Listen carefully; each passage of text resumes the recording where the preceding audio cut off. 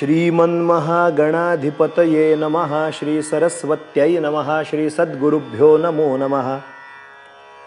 दत्तात्रेयं प्रपद्ये शरणमनुदिनं दीनबन्धुं मुकुन्दं नैर्गुण्ये सन्निविष्टं पथि परमपदं बोधयन्तं मुनीनां भस्माभ्यङ्गं जटाभिः सुललितमुकुटं दिक्पटं दिव्यरूपं सह्याद्रौ नित्यवासं प्रमुदितममलं सद्गुरुं चारुशीलं काषाय वस्त्रं करदण्डधारिणं कमण्डलुं पद्मकरेण शङ्खं चक्रं गदाभूषितभूषणाढ्यं श्रीपादराजं शरणं प्रपद्ये। अवधूतचिन्तन श्री गुरुदेव दत्त श्रीपाद श्रीवल्लभ श्रीमन्नृसिंह सरस्वती स्वामी महाराज की जय।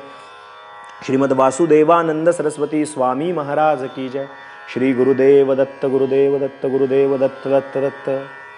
मंडळी नमस्कार।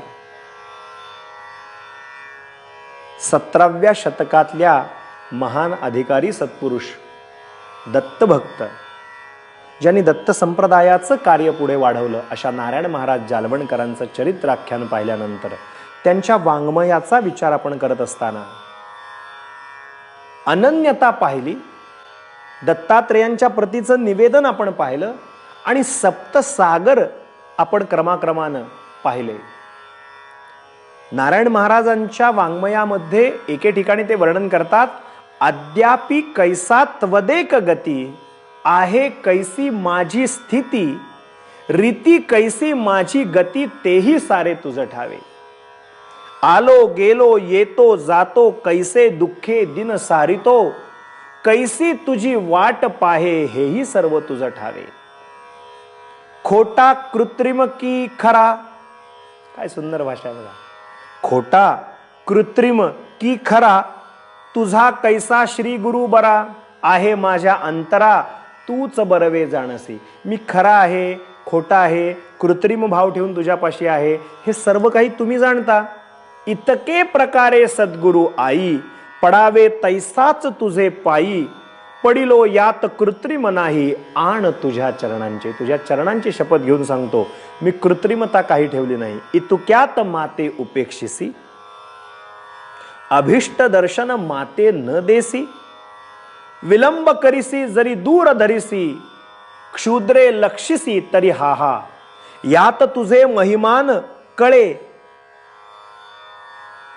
प्लव माझे आयुष्य सरले, नमितो क्षमेशा पाऊले, वेगी दावी त्राहिमाम। ज्या सद्गुरु ते नमित आहे, तवास मी याचितो वाट पाहे। तुमच्या चरणांच्या पाशी कृपानुग्रह करावा म्हणून वाट पाहतोय, तो गुरु सर्वेश माझी बाहे, धरी वेगी मज भेटी। मला लवकरात लवकर कृपानुग्रह करा। त्या जमलेल्या शिष्यांना ते काशीला मुक्कामी असताना रोज 30-40 ओव्या लिहित असताना या पद्धतीने करुणासागर ग्रंथाच्या पूर्वार्धामध्ये वर्णन करून ठेवतात। बघा, ते म्हणतात, करुणासागराचा पूर्वार्ध लिहिताना म्हणतात, निरंजनाचे चरण भावे वंदी नारायण, पूर्वार्ध जाहला संपूर्ण, भाविकांचा हित करता। जे का भावे वाचिती, त्यांचे मनोरथ ऐसेच पुरती, जैसे माझे श्रीपती पुरविता झाला निजांगे। बघा, पूर्वार्ध जो आहे तो 1896 फक्त ओव्या, 1896 ओव्या फक्त पूर्वार्धात लिहिल्यात।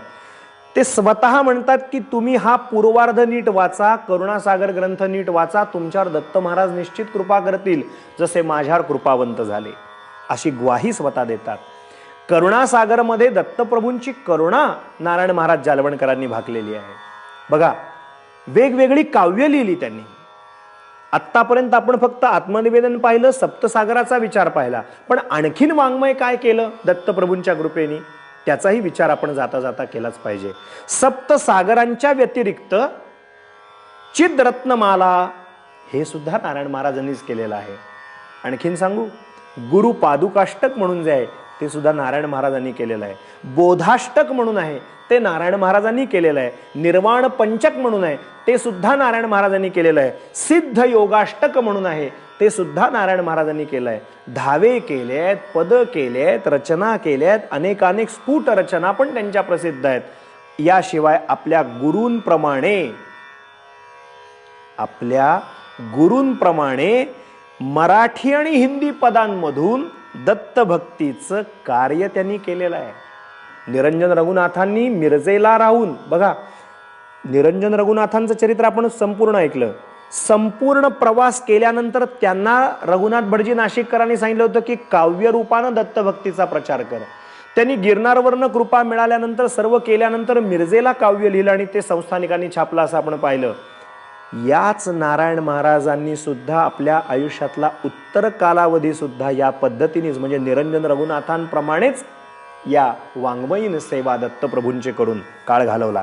म्हणून ते वर्णन काय करून ठेवले चरित्रात, आपल्या गुरूंप्रमाणे मराठी आणि हिंदी पदांमधून सुद्धा दत्तभक्ती प्रसारित केली. कशी केली ते म्हणतात, एका पदामध्ये म्हणतात, कोण्या काळी दीनबंधू, कोण्या काळी दीनबंधू दत्तसेवा सद्गुरु दया सिंधू, कधीचा मी व्याकुळ वाट पाहे त्रैलोकीचे सुख शून्य वाटत आहे. वियोगे हा जीव प्राण जाऊ पाहे कृपा सिंधो सन्मुख उभा राहे. आता लवकरात लवकर उभे राहा. एका पदात दत्तविरहाची ही असहाय्यता ते व्यक्त करतात. नारायण महाराजांच्या पारमार्थिक जीवनामध्ये वनवास विलासाचे महत्व फार आगळं आहे बरं का. हा जो मी आत्ता भाग बोललो वनवास विलास, हा त्यांच्या वाङ्मयामध्ये खूप सविस्तरपणे आलाय. ते आपल्या मनाला उद्देशून वनवासामध्ये विलास सुचारू चित्र रेखाटतात. तुकाराम महाराज जसं म्हणतात, वृक्षवल्ली आम्हा सोयरे वनचरे पक्षीही सुसवरे आळविती, त्या पद्धतीने नारायण महाराज जालवणकर सुद्धा वनवासामध्ये, मी मागे बोलताना चरित्र सांगताना सांगितलंय, धौम्यारण्यात 12 वर्ष राहिले.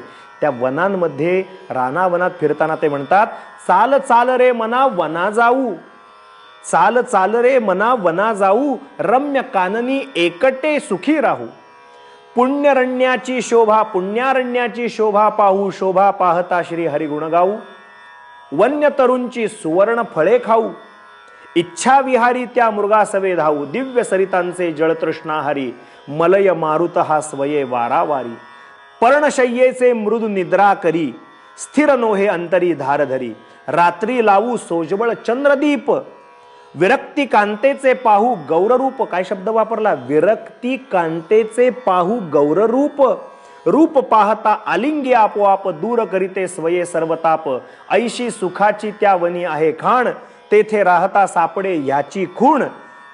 नेटे बोटे दाखवी नारायण, अंगे भेटवी तो सखा नारायण. अंगे भेटवी तो सखा नारायण. सज्जन हो, नारायण महाराजांनी विरक्त कांतेशी केलेला हा रतिविलास पदसौंदर्याने रंगलेला आणि आत्मानंदाने धुंद झालेला असा आहे. किती सुंदर असं हे वाङ्मय आहे. मला इतकंच सांगायचं आहे की या वाङ्मयाचा किती बोलावं तेवढं कमीच आहे. आज मी आपल्याला सप्तसागराच्या पुढच्या स्फुट काव्याविषयीचा भागाचं फक्त अवगाहन तिथपर्यंत विषय आणून ठेवला. त्याचा साधारण गोष्टीचा स्पर्श आपण पाहिला. आज धौम्यारण्यातल्या त्यांनी 12 वर्ष तप केलेल्या वनवासातला वनविलासाचं वर्णन शब्दरूपानं केलेलं आपण ऐकलं.